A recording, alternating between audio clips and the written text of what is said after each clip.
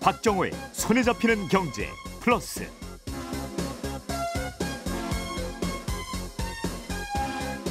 안녕하십니까, 박정호입니다. 중국 정부가 전고체 배터리 산업 육성에 총력을 모으고 있습니다. 전고체 배터리는 전기차의 주행거리와 안전성을 크게 개선시켜 꿈의 배터리라고 불리는데요. 한중일 세 나라의 자존심 걸린 한판 승부가 예견되고 있습니다. 체게바라의 나라 쿠바가 우리나라의 193번째 수교국이 됐습니다. 북한의 형제국인 쿠바는 우리와 수교를 맺은 건 역시나 경제적인 이유 때문인데요. 자세한 내용 갓잡은 경제에서 살펴보겠습니다. 이어지는 글로벌 리포트에서는 일본, 인도네시아, 미국에서 날아온 흥미로운 뉴스 전해드리겠습니다. 오늘도 유튜브로 함께할 수 있습니다. 2월 16일 금요일 박정호의 손에 잡히는 경제 플러스, 광고 듣고 시작합니다.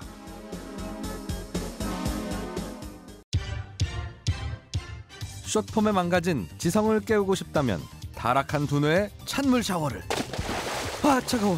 3월 2일 토요일 낮 2시 몰입박사 서울대 황농문 교수와 함께 신청은 손경제 홈페이지에서 2월 12일부터 2주일 동안 딱 한 분씩만 모십니다.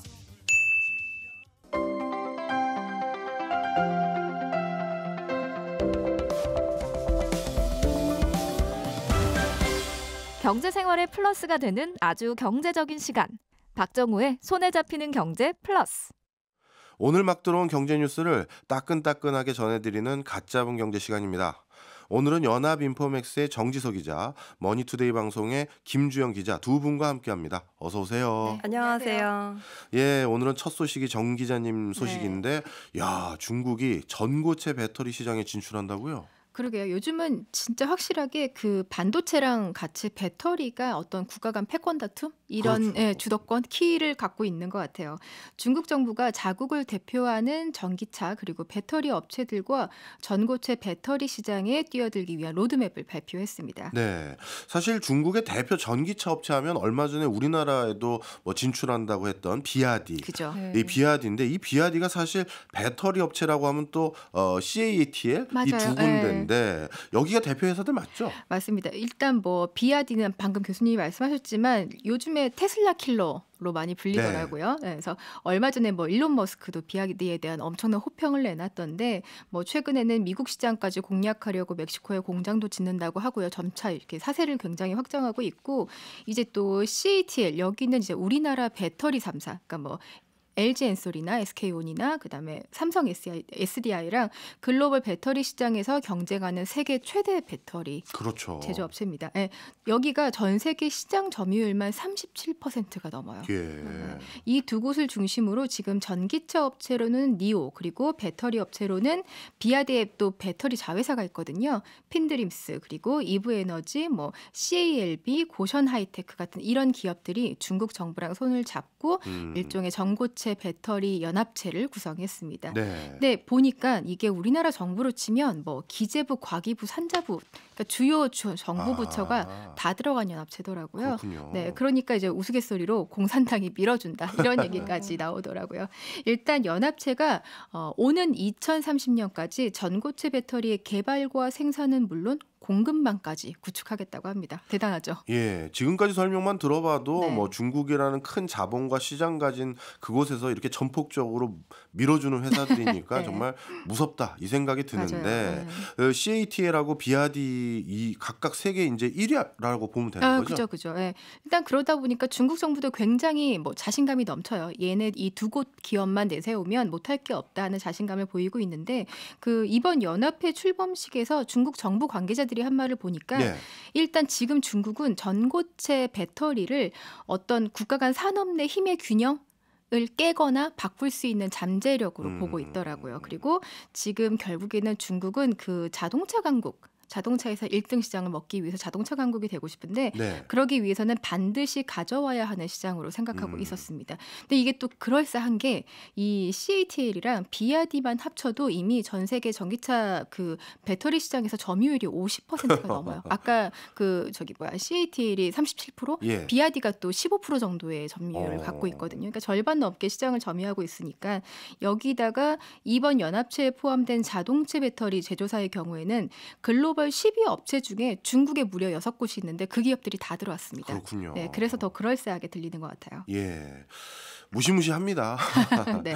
일단 정 기자님, 네. 우리나라에서도 워낙 작년부터 투자 한 축을 배터리로 계속 육성을 하고 있고 사실 그 전에서부터 우리도 집중 육성을 해왔는데 그럼요. 네.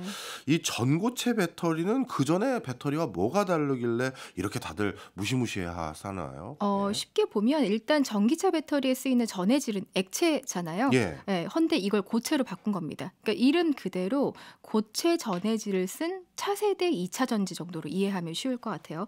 근데 이제 핵심은 그럼 이게 왜 좋냐 여기에 꽂혀 있을 텐데 현재 이제 전기차와 휴대전화 그리고 노트북 같은 데 탑재가 되는 배터리는 그 리튬 이온을 쓰거든요. 예. 근데 이제 전해질이 아무래도 액체이다 보니까 에너지 효율이 좋은 대신에 수명이 짧아요? 짧겠죠. 네. 그리고 전해질이 가연성 액체다 보니까 항상 폭발 위험이 있었습니다.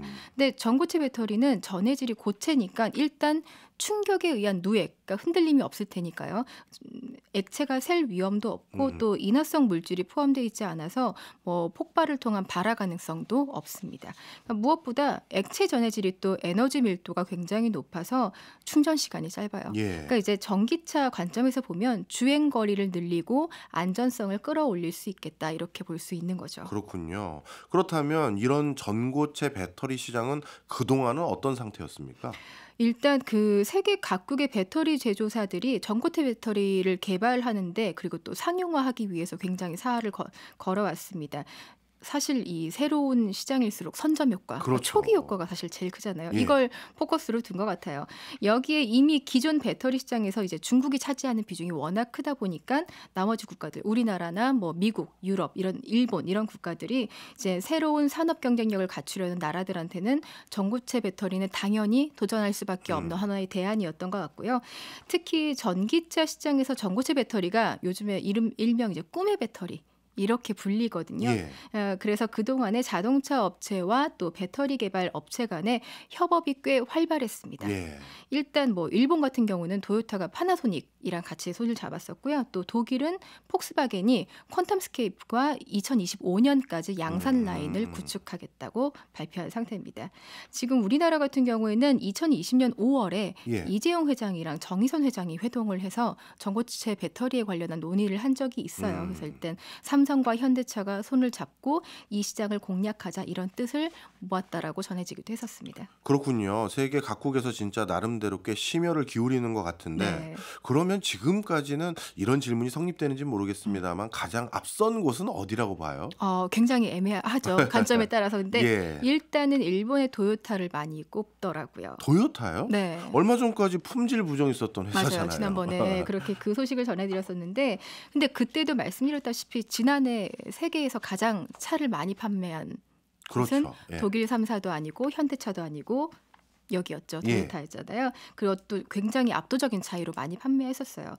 토요타가 지난해 기준으로 전 세계에서 출원한 그 전고체 배터리 관련 특허가 1,300건이 넘습니다. 예. 근데 이게 또 작년 6월에는 토요타가 오는 27년, 그러니까 2027년부터 전고체 배터리 양산하고 28년부터는 이걸 탑재한 전기차를 출시하겠다고 계획도 아예 발표를 했거든요. 예. 그래서 이제 이번 중국이 발표한 로드맵을 좀 보고 아무리 중국이 세계 1위 업체를 내세운다고 하지만 이거 일본 넘어설 수 있을까? 이렇게 반신반의하는 시각들도 꽤 있더라고요. 예. 근데 왜냐하면 전고체 배터리에서 사실 중국이 가지고 있는 가장 큰 약점은 기술력으로 평가받고 있어요.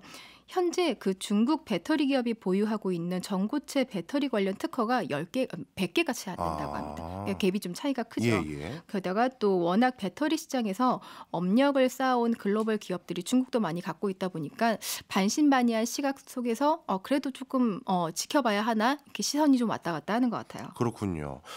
일본 기업은 이렇게 특허도 이미 벌써 많이 출원해놨고 네. 그리고 중국은 이렇게 국가 차원에서 1심 단결하고 있는 상황에서 우리는 앞서 앞서 삼성과 현대가 회동했다고 했는데 네네네네. 그 뒤에 뭐 성과가 있습니까? 일단 뭐 중소기업도 그렇고 대기업들도 그렇고 조금씩 활동을 굉장히 성과를 내고 있어요. 요즘에 부쩍 더 그런 것 같은데 얼마 전에 이제 전남대 박찬진 교수팀이 전고체 배터리 관련한 상용화 기술 개발했다는 소식이 나왔었고요. 또 이달 초에는 한국전자통신연구원 호남권 연구센터에서 전고체 배터리를 일반 버스 1000대에 장착해서 상용화한다는 소식이 전해지기도 했습니다. 예. 그리고 한국에너지기술연구원이 이제 황화수소가스 발생 우려가 있는 황화물계 전고체 배터리 대신에 산화물계 전고체 전지의 에너지 밀도를 크게 올려서 성능을 개선시켰다 하는 소식이 전해지기도 했고요. 이제 이것보다 근데 더 관심이 가는 건 아마 대기업일 텐데 그렇죠. 네, 일단은 3사를 중심으로 개발이 한창입니다. 상용화 시점은 뭐 이르면 2026년 이야기가 되기도 하는데요. 일단 기술 개발 속도가 가장 빠른 곳은 삼성 SDI입니다. 예. 작년에 뭐 시험 생산 라인 완공을 하고 시제품 제작 시작을 했고요. 예. 그리고 27년에는 황화물계 전고체 배터리를 상용화하겠다는 게 목표입니다. SK온도 있는데 일단 26년까지 시제품을 생산하고 28년에 상용화를 목표로 하겠다라고 개발 중이고요. 또 예. LG 에너지 솔루션은 26년에는 고분자계 그리고 오는 2030년에 황화물계 전고체 배터리를 양산하겠다라는 계획을 발표한 상태입니다. 예, 우리나라도 배터리 3사를 포함해서 뭐 유관기관들 전부 발빠르게 움직이는 것 같긴 한데요. 네네. 그렇다면 우리나라뿐만 아니라 여타 나라도 다 설명해 주셨는데 이 전고체 시장에서 주도권을 갖는다라고 하면 무엇이 관건입니까? 이게 이제 그 올해 신년사로 그 삼성 SDI부터 배터리 제조사들 이 CEO들이 한 신년사 보니까 전고체 배터리를 게임 체인저라고 비유를 되게 많이 하더라고요. 그러니까 반드시 세계 최고 기술로 성과를 내겠다라는 장담이 굉장히 많았어요. 그러니까 누구에게나 놓칠 수 없는 시장인 거는 맞는 것 같습니다. 다만 상용화를 위해선 사실 제일 중요한 거는 가격이잖아요. 그렇죠. 네. 그러니까 업계에선 지금 전고체 배터리 가격이 일반 배터리보다 한 4배 정도 비쌀 거다 이렇게 보더라고요. 예. 그래서 이미 사실은 만들 기술은 충분한데 양산 가격이 맞지 않아서 상용화하지 못하는 거다라는 해석도 나와요. 예. 그래서 최근에 뭐 사실 중저가 그 리튬 인산철 배터리, LFP 배터리에 대한 관심이 고조되는 것도 사실 가격 이슈가 핵심이었잖아요. 그러니까 결국에 그 전고체 배터리 시장을 누가 선점할 수 있을 것이냐 이 문제는 양산 가격, 이 단가를 어떤 기술로 어떻게 누가 먼저 낮출 것이냐 이 문제가 될 것 같습니다. 알겠습니다. 네. 우리나라 기업 화이팅 했으면 네, 좋겠네요. 화이팅이에요. 이번에는 김주영 기자님, 네. 한국과 쿠바가 전격 수교 맺는다는 소식이 들렸습니다. 이게 우리나라 국민들이 체감할 수 있는 변화까지 바로 일어나나요? 네, 정부가 쿠바 수교 이후에 후속 조치로 조만간 상주 공간을 설치하는 걸 논의할 예정인데요. 예. 쿠바에 대사관이 생기는 거죠. 국민들의 영사 서비스 편의가 크게 개선될 것으로 보입니다. 예를 들어 쿠바에 체류하다가 여권을 잃어버리거나 안전에 위협이 생기는 등의 문제가 생길 수 있잖아요. 그렇죠. 기존에는 이런 경우에 멕시코 대사관까지 가야 했는데 현지 대사관이 생기면 우리 교민과 관광객들의 그런 불편함이 없어질 것으로 보입니다. 큰 변화네요. 그렇습니다. 예. 이 쿠바 여행객이 그렇다면 더 늘어날 것 같은데 뭐 여기 정세는 좀 안정적입니까? 네, 여행 사이트에서 쿠바를 어떻게 가나 봤더니 예. 프랑스 파리에서 한 번 경유해서 28시간 만에 가는 게 가장 빠르게 갈 수 있는 방법이더라고요. 그럼에도 불구하고 코로나19 이전만 해도 매년 14,000명이 한국에서 쿠바로 여행을 떠났습니다. 예. 시가 담배를 물고 올드카 드라이브를 하고 저녁에는 카리브해의 경치를 보면서 모히또 한 잔, 젊은이들의 로망을 자극하는 낭만 여행지로 주목을 받은 거죠. 예. 여행사들은 쿠바와의 수교를 대환영하고 있어요. 대형 여행사에 물어봤더니 이미 상품 기획에 들어갔고 8월에 패키지 상품을 내놓을 예정이라고 하더라고요. 그런데 쿠바 여행할 때 주의해야 할 점이 있습니다. 쿠바는 미국의 경제 제재를 받고 있다 보니까 쿠바에 방문한 이력이 있다면 미국에 갈 때 이스타라고 하죠. 예. 무비자 입국이 거부될 수가 있어요. 그렇기 때문에 미국 왕래가 잦은 분들은 좀 신중할 필요가 있겠습니다. 예, 제가 알기로 한국과 쿠바의 외교 관계가 재개된 게 65년 만이라고 들었거든요. 네. 일단 맞나요? 네, 쿠바는 1959년에 사회주의 혁명 이후에 북한과 바로 외교 관계를 수립했고 대신에 한국과는 관계를 끊었어요. 그러다가 이번에 65년 만에 외교를 다시 맺게 된 거죠. 북한의 우방국으로서 우리랑 가깝게 지내는 게 좀 부담 요인이었을 텐데 결과적으로는 경제적인 신뢰를 택했습니다. 쿠바는 현재 경제난이 아주 심각해요. 제일 큰 게 두 가지인데 식량난하고 에너지 위기입니다. 그동안의 90년대 이후에는 관광 수입으로 얻은 재정으로 농산물을 수입해서 식량 배급을 했는데 코로나19 이후에 관광객이 뚝 끊기면서 하층 계급에는 지금 식량 배급조차 잘 안 되고 있다고 해요. 또 1991년에 소련의 붕괴로 소련의 지원이 끊겼고 이후에는 베네수엘라나 중국에서 유가, 원유 같은 수급을 받아왔는데 최근에 이들조차 자기들 코가 석자라면서 지원을 끊었다고 해요. 그렇군요. 네. 지난해 말 쿠바를 방문한 외교 전문가에 따르면 쿠바에서는 주유소에서 기름 넣으려면 8시간 넘게 기다려야 되고 아니면 암시장에서 웃돈을 주고 훨씬 비싼 가격에 기름을 구할 수 있다고 합니다. 이렇다 보니 쿠바는 한국과의 관계 개선을 통해서 경제난을 극복하겠다는 의지를 보이고 있어요. 쿠바의 경제 상황이 안 좋은 거는 제가 이해가 됐는데요. 네. 우리나라가 도대체 어떻게 도와줄 수 있다는 건가요? 네, 쿠바가 노리는 것은 다름 아닌 K 농업 기술에 있습니다. 예. 식량 배급에 어려움을 겪고 있는 쿠바가 이제는 농산물을 캐나다 등에서 수입해 오지 않고 직접 재배할 생각을 하고 있는데요. 쿠바는 땅이 넓고 비옥하긴 하지만 농산물을 효율적으로 재배하는 기술이 부족해요. 이런 와중에 지난해 말 한국과 손을 잡기로 한 결정적인 계기가 있었습니다. 예. 한국이 도미니카 공화국에 농업기술 원조를 해주고 있는데 그 여러 연말에 있었던 프로그램 중 하나에 쿠바가 참여했어요. 예. 이 과정에서 쿠바는 우리 별 모양 샤인머스켓이나 노란색 황금수박 같은 신품종 기술을 비롯한 한국의 농업기술에 반했고 우리에게도 기술을 전수해달라고 요청을 했다고 합니다. 예. 우리로 치면 국회인 쿠바 인민회의에서 한국과 농업경제 협력을 해야 한다는 논의가 빗발치면서 이번 수교에 많은 영향을 미쳤다고 하네요. 예. 아, 원인이 어딘가 봤더니 우리 K 농업 기술 이렇게 봐도 되겠네요. 그렇습니다. 뭐 혹시 저는 뭐 우리 K 컨텐츠가 한몫했나 했더니 그건 아닙니까? 그런 점도 있습니다. 그래요? 네, 우리나라 13,000km나 떨어진 쿠바에서 K-팝, K-드라마 열풍이 벌어지고 있습니다. 언젠가는 K-라디오가 인기를 끌어서 손경제 플러스도 쿠바에서 들었으면 좋겠는데요. 고맙습니다.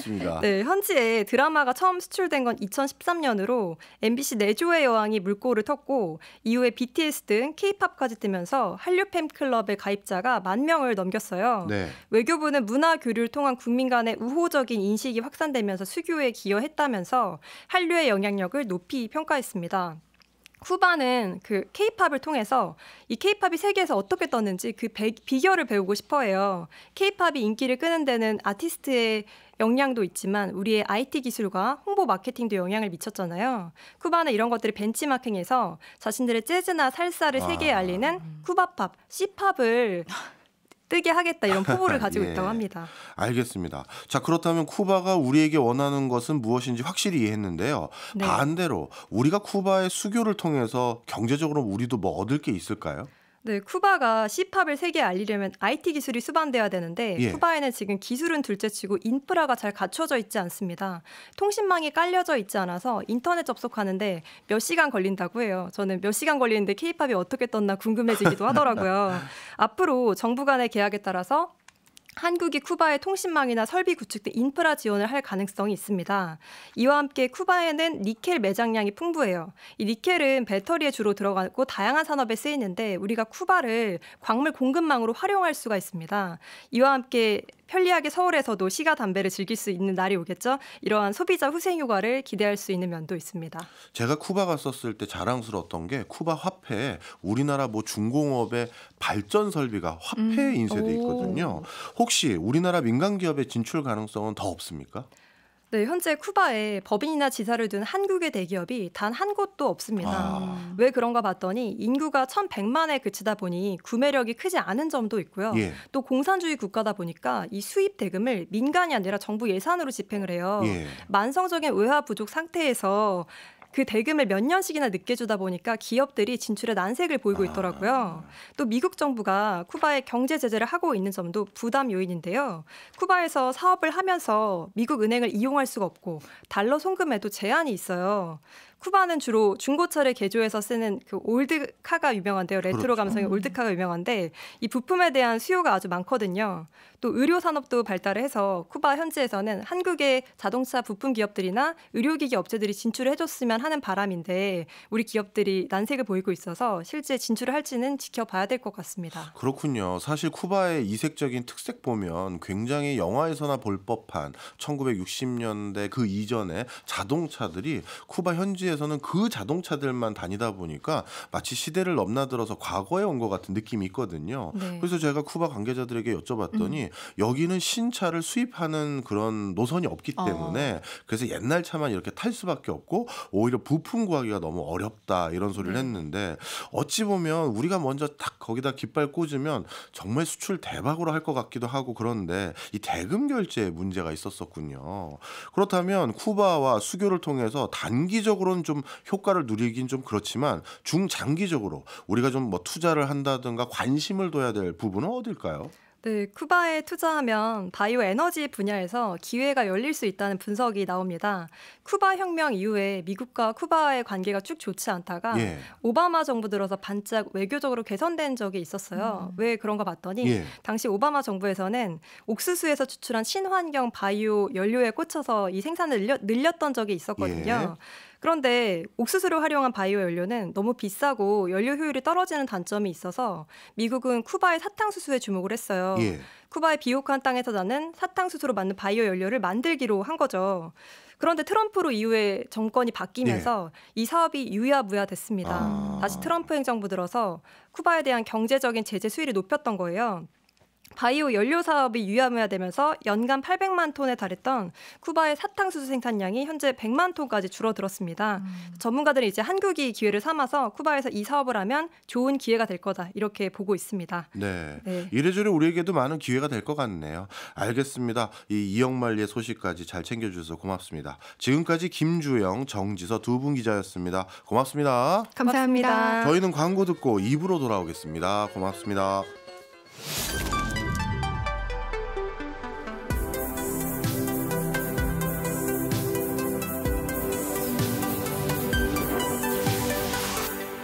박정우의 손에 잡히는 경제 플러스.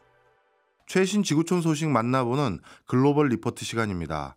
오늘도 해담경제연구소 어예진 소장 나왔습니다. 어서 오세요. 네, 안녕하세요. 예, 오늘 첫 소식이 뭔가 봤더니 이 공부왕 이종훈 코너인 줄 알았습니다. 오랜만에 듣는 또 보는 단어인 것 같은데 플로피 디스크. 네. 그런데 이 플로피 디스크를 일본에서는 아직까지 행정 업무에 쓰고 있었다고요? 네, 맞아요. 근데 이제 더 이상 쓰지 않기로 했다 이런 보도가 나왔습니다. 그 여러분 들으시는 분들 중에 추억의 그 플로피 디스크 아시죠? 네. 이게 카드처럼 생겨가지고 컴퓨터에서 넣어 쓰는 이 정사각형의 네모난 컴퓨터 저장 장치인데 이게 1971년 IBM에서 처음 만들어서 보급하기 시작했는데요. 일본에서는 1983년 그 소니가 3.5인치 플로피 디스크를 처음 생산해서 2011년까지 이렇게 사용하다가 2011년에 생산을 중단한 바가 있습니다. 예. 근데 그간 일본에서는 행정 절차에서 서류를 보고하거나 보관할 때 이 플로피 디스크나 CD롬 이거에 CD롬. 네, 이런 특정 기록 매체를 사용해야 한다 이런 규정이 있었어요. 예. 근데 일본 일부 지방에서는 여전히 그 플로피 디스크를 사용하고 있고 심지어는 금융기관도 지자체 등이 이 계좌이체를 할 때 플로피 디스크로 데이터 제출을 요청을 하고 있어요. 구체적으로 좀 말씀드리면 국토교통성에서 건설업 허가를 할 때 환경성에서 토양오염 대책 관련 절차를 좀 따져볼 때 플로피 디스크에 자료를 담아서 내라 이렇게 요구를 하고 있습니다. 이 밖에 유틸리티 공급, 광산 운영, 항공기, 무기 제조 같은 어떤 핵심 산업 부분에서도 플로피 디스크가 자료 제출의 기준이 되어 온 건데요. 플로피 디스크를 전자기록 매체로 지정한 이 규정 항목들을 보면 거의 전체의 한 70% 정도가 된다고 합니다. 네. 그런데 이렇게 최근 정해놓았던 이 해당 규정 부분을 아예 삭제를 하기로 했어요. 이와 함께 앞으로 문서 작성과 보존에 있어서 그럼 우리 클라우드 서비스를 공식적으로 이용할 수 있게 인정을 하자 이렇게 명시를 했다고 합니다. 저도 옛날에 회사 다녔을 때 행정 업무 처리해봤지만 네. 도대체 이 플로피 디스크를 왜 제출해야 되는 어떤 이유가 있는지는 모르겠습니다만 네. 하여튼 대단하다 생각도 드는데요. 네. 하여튼 업무가 거기에 고착화되어 있는 상태에서 수십 년간 해왔던 이 방식을 없애게 된 계기가 있나요? 일본은 일단 많은 분들이 아시겠지만 아날로그 방식을 각종 행정 업무에서 계속 고집하고 있는 나라입니다. 제가 예전에 송경제에서도 한번 말씀드린 적이 있는데 그 팬데믹 초반에 일본에서 확진자 수가 빠르게 안 늘어나는 거예요. 예. 근데 이게 집계가 안 돼서 그런 건데 왜 그러지? 하고 현지 취재를 한번 해봤더니 병원마다 확진자 수를 수기로 이렇게 통계를 내서 보건소로 팩스를 보내는 거예요. 예. 그러면 그 보건소에서 그걸 일일이 취합을 해서 또 수기로 통계를 내서 보고하고 있더라. 그런 거죠. 예. 일본 기업의 네, 일본 기업의 약 80%가 여전히 이 레거시 시스템이 남아 있다라고 답할 정도로 아날로그를 쉽게 놓지 못하는 그런 일본인데 지난 2022년에 고노다로 신임 이 디지털 담당 장관이 구시대적인 이런 관행을 타파하고 디지털화를 하겠다 이렇게 선언을 한 겁니다. 예. 디지털화가 빨리 돼야 하는 이유는 이 단종된 그 플로피 디스크를 일단 구해오는 게 아무래도 좀 비용이 많이 든다는 거죠. 그렇죠. 앞서 설명해 주셨지만 뭐 소니 같은 경우 83년도에 개발해서 2011년에 네. 이제 생산 안 한다면서요. 맞아요. 그리고 현재 공식적으로 플로피 디스크를 생산하는 일본 기업은 없다고 해요. 없어요. 네, 그래서 그 USB보다 이 플로피 디스크 가격이 10배 정도 비싸다고 합니다. 그리고 요즘 컴퓨터에는 이 플로피 디스크 집어넣을 수 있는 공간이 없잖아요. 없죠. 입력 장치가 없으니까 그래서 변환 장치를 또 따로 구매해야 돼요. 그리고 사용도 불편하죠. 그리고 업무상 만약에 이제 요즘에는 보고라도 할 때 사진이라도 한 장 넣는다고 생각해 보세요. 용량. 그 플로피 디스크 용량 넘어서니까 야. 이게 굉장히 어렵다. 그리고 또 하나는 분실 위험이 있다는 거죠.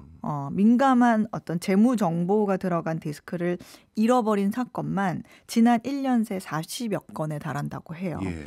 결정적으로 사례가 또 대표적인 게 하나 있는데 지난해 4월에 그 야마구치현에서 마을 주민 4,653세대에게 지급될 코로나 특별 지원금이 있었는데 그게 예. 총 4,630만 원이었거든요. 근데 이걸 공무원 실수로 한 세대에 몰아서 지급이 되는 아이고. 한 세대가 한 4억 정도가 지급이 되는 그런 일이 있었는데 이게 직원의 실수였는데 이 실수 자체가 문제가 되기보다는 이 마을에서 은행으로 이체 작업을 할 당시에 입금자 명단이 플로피 디스크에 저장돼서 은행에 전달됐다. 이 사실 때문에 거의 전 세계가 기함을 했던 그런 일이 있었습니다. 예. 일본 정부가 이제 팔을 걷어붙이고 디지털화를 본격화한다라고 하니까 뭐 어떻게 바뀔지 궁금하기도 한데요. 한편에서는 요즘 일본 현지에서 네. 유행이 불고 있는 게 레트로라고 또 하더라고요. 네, 이게 그 카세트 테이프 아시죠? 그럼요. 예. 딱 제가 이 세대예요. 예. 저도 그래서 이 네. 어렸을 때 그 라디오에서 나오는 노래 녹음하겠다고 녹음하는 거. 막 녹음 버튼 이렇게 만들어가지고 네. 해서 선물도 주고 네. 그러다가 이제 DJ가 얘기 나오면은 아이 그렇죠. 노래할 때 왜 얘기를 말하는 DJ 진짜 매너 없어요. 맞아요. 광고 나오면 또 또 그리고 이렇게. 노래 끝까지 들려주셔야지. 그러니까요. 근데 이제 요즘은 음악을 들을 때 주로 어플을 통해서 뭐 네. 듣거나 하잖아요. 근데 최근에 일본에서 다시 카세트 테이프 바람이 불고 있다고 합니다. 네. 그 도쿄에 있는 음반 매장에 카세트 테이프 코너가 점점 확장이 되고 있다고 해요. 근데 그게 뭐 20대부터 50대까지 두루 인기가 있다고는 하지만 가장 인기가 있는 건 30대를 중심으로 그 인기가 굉장히 치솟고 있다고 합니다. 하여튼 일본은 알면 알수록 잘 모르겠다. 이런 나라인 것 같아요. 네. 자, 또 다른 소식입니다. 지난 수요일 인도네시아에서 대통령 선거가 있었습니다. 네. 결과가 어떻게 됐나요? 결론부터 얘기하면 지금의 국방부 장관인 프라보워 수비안토 후보의 당선이 사실상 확정이 됐습니다. 근데 이틀이 지났잖아요. 근데 이제 사실상 확정이라고 얘기하는 거는 인도네시아 대선은 유권자가 무려 2억 500만 명에 달하는 미국과 인도에 이어서 세 번째로 큰 민주주의 국가의 선거입니다. 인도네시아에는 크고 작은 섬들이 굉장히 많잖아요. 이게 한 17,000여 개 섬 가운데 사람이 사는 곳에 이제 투표소를 설치해야 되는데 그 곳만 80만여 곳이 있습니다. 네. 그래서 외신 사진들을 보면 이 투표함을 이고 지고 뭐 비포장 산길을 막 가는 모습도 그렇겠죠. 있고 뭐 소 달구지에 이 투표함을 실어가지고 그리고 또 모으려면 배로 또 날라야 되고. 맞아요. 시골길 가고 이런 사진들이 보입니다. 근데 인도네시아 대선은 그럼에도 불구하고 사전 투표는 없어요. 예. 단 하루에 선거를 끝내는데 요거 잠깐 말씀을 드리면 인도네시아 투표 방식이 좀 재밌어요. 이 투표 용지에 지지 후보 이름이 적힌 부분을 유권자가 못으로 뚫어가지고 선택을 하고요. 투표를 마치면 이제 중복 투표를 막기 위해서 그 손가락에 며칠간 지워지지 않는 특수 잉크를 묻혀요. 손가락 끝에. 그래서 그 대선 후보자들 기사 사진을 보면 이렇게 V하고 있는데 그 V하는 손가락 끝에 보라색 잉크가 묻어 있습니다. 그게 그런 이유 때문이에요. 아무튼 이렇게 규모가 큰 선거인 만큼 개표에는 한 달 이상이 소요됩니다. 심지어 지난 14일에 그 홍수 등의 자연재해가 또 있었던 거예요. 그래서 투표를 제대로 하지 못한 곳도 600여 곳이 넘어서 후속 투표를 진행해야 된다고 합니다. 그래서 공식 개표 결과는 다음 달 20일쯤 발표가 됩니다. 근데 한 달 동안 기다릴 수 없잖아요. 그러니까 선거 당일에 표본 지역을 미리 정해두고 개표를 해서 선거 결과를 예측을 하는데 이게 지난 2004년 이후에 치러진 4번의 대선 선거 결과를 정확히 맞출 만큼 적중률이 매우 높아요. 그래서 인도네시아 현지 언론에 따르면 이 프라보위 후보가 59% 이상의 득표율을 얻어서 결선 없이 올 10월 20일 인도네시아 8대 대통령에 취임할 것으로 보도를 되고 있습니다. 그렇군요. 차기 대통령이 될 이 수비안토라고도 부르던데 네. 이 사람은 도대체 어떤 사람이에요? 앞서 말씀드렸다시피 현재 국방부 장관이자 이제 당선이 확실시된 프라보워 수비안토는 육군 장성 출신이자 엘리트 집안의 보수주의자예요. 예. 인도네시아 의회에서 두 번째로 큰 위대한 인도네시아 운동당의 대표이기도 한데 지난 2014년과 19년에 대선에도 출마했다가 모두 현재 대통령인 조코이 위도도에게 패배한 바가 있습니다. 당시 그 패배를 인정하지 않았다가 조코 위도도 정부에 합류를 했죠. 이 사람이 사실 다혈질로 유명하다고 해요. 네, 과거 1980년대, 1990년대 이 인도네시아가 독재 아래에 있을 때 반체제 인사를 납치해가지고 뭐 인권 유린 행위를 했다, 이런 주동자다, 이런 혐의를 받아온 바가 있습니다. 물론 본인은 부인하고 있어요. 근데 이 때문에 언론에서는 이제 이 사람의 당선을 두고 야 이제 자유가 위협받을 수 있겠다, 이런 얘기도 하고 있고요. 근데 많은 인도네시아 사람들이 이 사람의 과거를 모르거나 아예 신경을 쓰지 않고 있고요.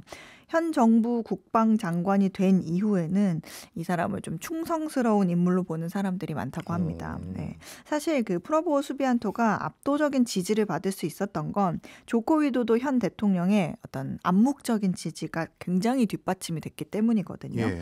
조코위 대통령이 거의 뭐 80%에 달하는 지지율을 갖고 있어요. 그래서 주요 국가 지도자 중에 가장 인기 있는 지도자라고도 할 수 있는데, 그래서 이번 대선 후보들이 이 조코위의 마음에 들기 위해서 뭐 공약을 얘기를 할 때 니켈 산업 투자를 비롯해서 뭐 수도 이전, 인프라 구축 계획 등 이 조코위 대통령이 추진하고 있는 대표적인 정책을 내가 계속 이어가겠다, 이런 어필을 했었습니다. 결국 이 프라보워 수비안토가 선택을 받았고 조코위의 대부분의 현 기조를 이어갈 것으로 보는 시각도 있는데, 다른 한편에서는 과거에 조코위의 라이벌이기도 했지 않느냐. 예. 그런 만큼 언제까지 상부상조하는 기조가 이어질 것 같지는 않다. 이거는 선거용이었을 거다. 조만간 자신만의 길을 갈 것 같다. 이런 예상도 나옵니다. 예. 이번 선거에서 좀 말이 좀 나오고 있는 게 있죠. 네. 바로 조코이 대통령이 연임은 안 했지만 결국 이거 정치 세습 여지 남긴 거 아니냐, 이런 비판도 있더라고요. 맞아요. 인도네시아 대통령이 2연임까지만 할 수 있는데 조코이 대통령에 대한 이미지는 거의 지지율이 80% 이상을 예. 보여줬듯이 굉장히 좋습니다. 경제 성과가 이거는 두드러졌기 때문에 이런 결과가 나올 수 있었던 건데, 2014년에 8,900억 달러였던 GDP가 작년에 1조 4천억 달러까지 고속 성장을 했어요. 그리고 나라 전체 한 780km에 불과했던 인도네시아 고속도로가 10년 새 3,400km까지 늘어났습니다. 이 밖에 16개의 공항, 18개의 항구, 38개의 댐이 새로 생겨나는 등 2014년 대통령이 취임한 이후 지난 10년간 눈부신 경제 성장을 이룩한 바가 있습니다. 예. 그래서 이렇게 아름답게 마무리가 되면 좋은데 그렇게 내려오면 좋은데 이번에 프라보어의 러닝메이트 그러니까 부통령에 오르게 될 인물이 바로 조코이 대통령의 장남이에요. 아이고. 약간 느낌 오시죠? 예. 예, 원래 이 부통령 대통령 후보는 만 40세 이상만 출마할 수가 있어요. 예. 그래서 조코이 대통령의 장남은 출마가 안 됐는데 네. 이 조코이의 매제가 이끄는 헌법재판소가 작년에 이 법에 선출직에 오른 경력이 있는 자라는 조건을 덧붙이면서 출마가 가능해졌어요. 또 매제는 헌법재판소를 이끌고 있어요.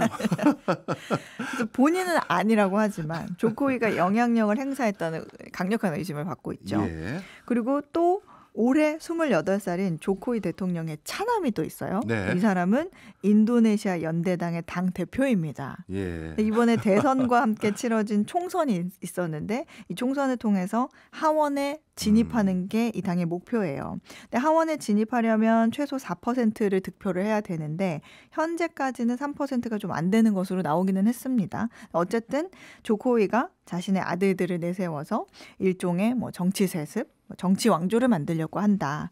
어떤 정치적 유산을 이어가고 뭐 가족을 비롯한 어떤 네트워크의 이익을 보호하려 한다. 이런 말이 나오고 있습니다. 네.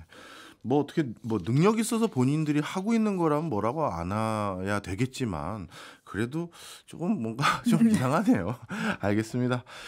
이번엔 또 다른 나라입니다. 멕시코 국경을 통해 미국으로 넘어오는 불법 이민자들이 상당히 늘어나서 골치라고 하던데 그중에 가장 큰 비중이 뭐 멕시코 계열도 아니고 중국인이라고요? 네, 중국인이에요.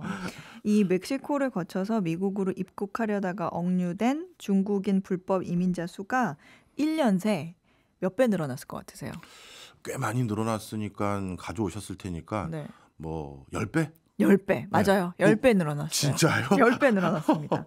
이 미국 정부 자료에 따르면 지난해 미국 남서부 육상 국경에서 3만 7천 명 이상의 중국 이주민이 무단 입국 혐의로 구금이 됐는데 이게 전년도 집계의 10배가 늘어난 수치라고 합니다. 다른 국적자들도 만약에 같이 늘어났으면 이거는 어떤 추세구나라고도 네. 볼 수 있는데 다른 국적의 불법 이민자들 수는 제자리 걸음이라서 이게 굉장히 눈에 띄는 점입니다. 네. 아니 지구 정 반대편에 있는 미국의 중국 불법 이민자가 늘었다. 그것도 갑자기 왜 이렇게 된 거예요? 아무래도 중국의 좀 어려운 경제 상황이 주요 동력이다 이렇게 보고 있습니다. 예. 억류되어 있는 중국인들은 주로 30, 40대. 예, 30, 40대인데 상당수가 자녀가 있는 가족들이에요. 대부분 그런데 중국의 중산층 사람들입니다. 네. 뭐 잘 사는 중국인이야 뭐 굳이 그럴 이유가 없고 가난한 중국인들은 이 미입국을 시도할 때 필요한 그만큼의 돈이 또 없죠. 예, 이렇게 미입국을 하는데도 브로커 같은 조직에게 뭐 평균 뭐 한 $500에서 최대 $1,000까지 인당 예. 지불을 해야 합니다. 그러면 이제 중국인은 비자가 필요 없는 일단 태국에 들어가요. 예. 그 다음에 또 비자가 필요 없는 튀르키예를 거쳐서 에콰도르까지 비행기를 타고 갑니다. 이야, 복잡하네요. 더 있어요. 아직도요? 예, 거기에서 또 차를 타고 콜롬비아에 가요. 예. 그다음에 콜롬비아와 파나마 사이에 있는 다리엔 갭이라는 정글을 지나야 됩니다. 이야. 근데 이 걸어서 한 이틀 반 정도가 걸린다고 해요. 근데 여기가 가파른 산인데다가 늪지대가 둘러싸여 있고 야생 동물이 들끓어서 세계에서 가장 위험한 오지로 불리는 곳입니다. 그러니까 목숨 걸고 지나야 하는 곳이에요. 근데 이곳을 수많은 중국인들이 미국 국경을 넘기 위해 찾고 있는 겁니다. 근데 한 가지 공통점은 뭐 중국 스촨성, 푸젠성 등 각지에서 온 사람들에게 예전 직업이 뭐였느냐 하고 인터뷰를 했을 때 부동산 관련업에 있다 이렇게 말한 사람들이 많았다고 해요. 이 뭐 한 명 인터뷰를 좀 예시를 들면 뭐 콘도 판매 대리점을 운영했던 사람이 있는데 정부의 규제 강화로 콘도를 팔지 못하게 되면서 월급이 거의 뭐 한 50만 원으로 줄었다. 예. 그러면서 먹고 살기에 역부족이라서 불법 이민을 결심했다. 이런 인터뷰 내용이 외신에 실렸고 뭐 전직 회계사도 있었습니다. 근데 자녀의 미래를 위해서 중국을 떠나기로 했다.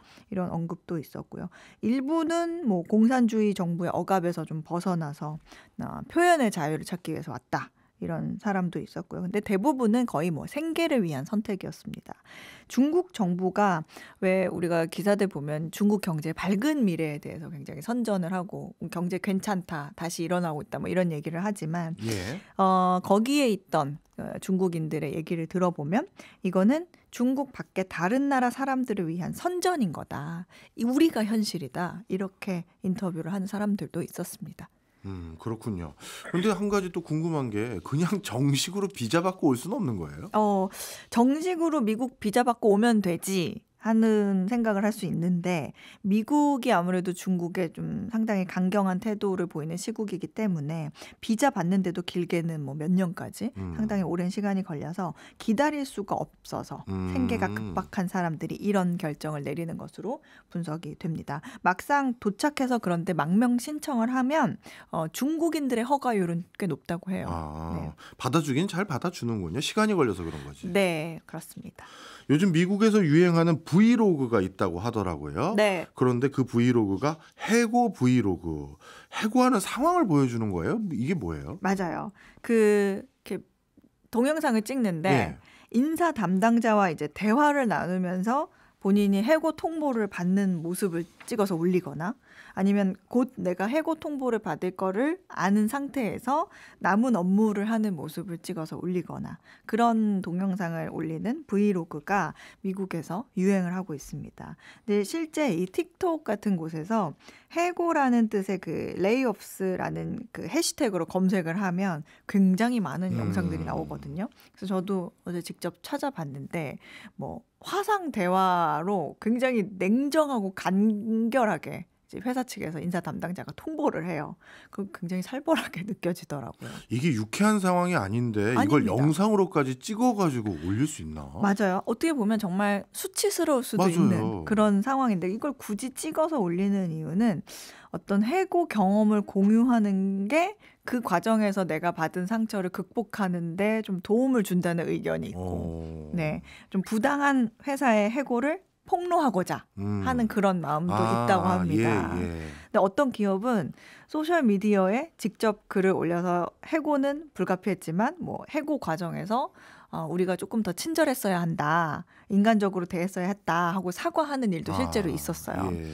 근데 굉장히 화제가 된 몇몇의 해고 브이로그 영상이 있었는데 그 주인공들이 그 해당 영상을 계기로 새로운 일자리를 오히려 제안받기도 했다고 해요. 네, 그래서 크게 화제가 된 어떤 사람은 영상 업로드를 하고 나서 이후에 약 30개의 일자리 제안을 받았다. 이게 어떻게 보면 또 재취업의 방법이네요. 약간 전략적인 부분도 있죠. 네. 예, 사실 저도 주변에서 이렇게 해고 당한 사람들의 사례를 좀 들어봤거든요. 네. 요즘 많아요. 경기가 안 좋아서.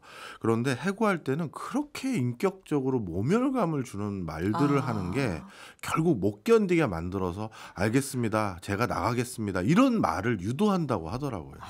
미국이나 우리나라나 비슷하네요.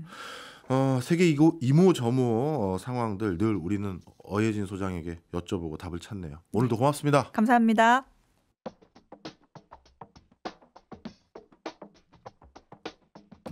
지금 듣고 계신 곡은 이승환의 물어본다입니다. 궁금하신 것들 우리 송경재에게 많이 물어봐 주세요. 저희가 답해드리겠습니다. 박정호의 손에 잡히는 경제 플러스 내일 토요일 저녁 8시 5분에 다시 찾아오겠습니다. 고맙습니다.